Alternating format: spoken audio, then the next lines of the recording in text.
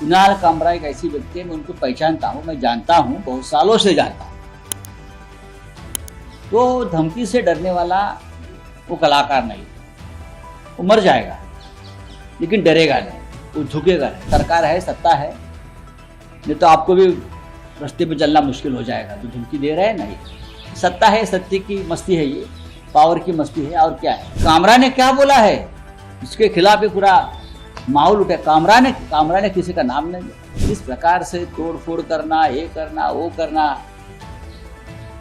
मौका सभी को मिलता है। मैं इतना ही कहूँगा। मैंने ट्वीट किया है कल, कुणाल की कमाल है। कुणाल कामरा को मैं अभी से नहीं जानता हूँ, जब वो हमारे पे क्रिटिसाइज करता था तब से मैं जानता हूँ। कुणाल कामरा ने हमारे ऊपर भी इसी प्रकार से टीका टिप्पणी की है। देखिए, मैं मानता हूँ कि एक फ्रीडम ऑफ एक्सप्रेशन है। अगर व्यक्तिगत तौर पर टीका नहीं की है तो टीका को स्वीकार करना चाहिए। व्यक्तिगत तौर पर, पर्सनल लेवल, अगर आप राजनीतिक किसी विचारधारा पर क्रिटिसाइज करते हो तो आपको स्वीकार करना चाहिए।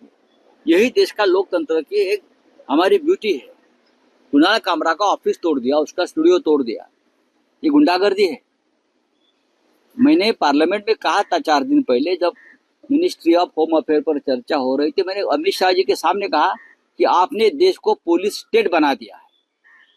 ये पुलिस राज चल रहा है, लेकिन महाराष्ट्र में गुंडा राज चल रहा है।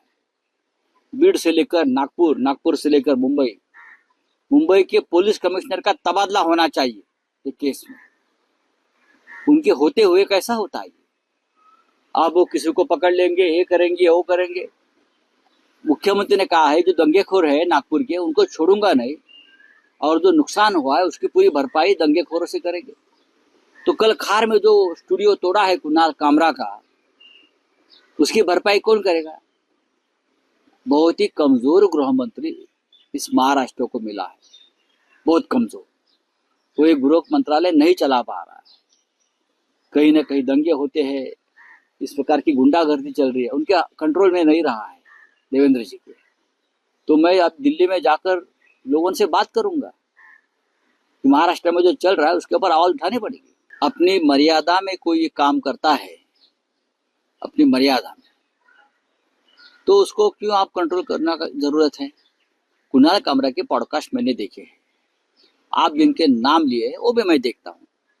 अगर किसी के आप पर्सनल अटैक किसी के ऊपर नहीं कर रहे हो तो मैं नहीं मानता हूँ कि कोई गलत बात आप कर रहे हो। देश में जो भी चल रहा है कुछ, उसके ऊपर अगर कोई मेरी बात में रखता हूँ, मेरी जो शैली है, मेरी जो स्टाइल है, उससे अब मैं लिखता हूँ ना 10 दिन सामना में, मैं मेरे स्टाइल से लिखता हूँ। किसी को पसंद आता है, किसी को पसंद नहीं आता है।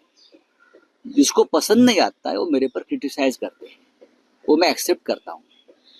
अगर उससे भी किसी को दर्द होता है तो मेरे खिलाफ कोर्ट में जाते हैं, वो भी मैं एक्सेप्ट करता हूँ और कोर्ट में जाकर मेरी लड़ाई लड़ता हूँ।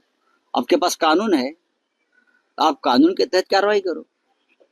आप कानून हाथ में लेकर इस प्रकार से लोगों को मारपीट नहीं कर सकते। जो भी पॉडकास्टर्स है और उनको इस प्रकार से दहशत में रखा गया है, उनके साथ हम हैं, हम रहेंगे। क्यों नहीं रहेंगे?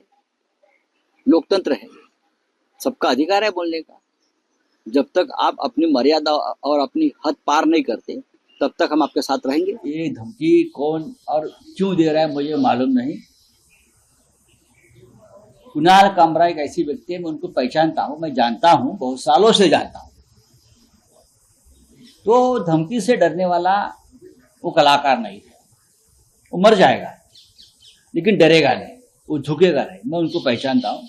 ये धमकी बिमकी ठीक है, अपने पास रखो, सरकार है, सत्ता है, नहीं तो आपको भी रास्ते पे चलना मुश्किल हो जाएगा। जो धमकी दे रहे हैं नहीं, सत्ता है, सत्य की मस्ती है, ये पावर की मस्ती है। और क्या है,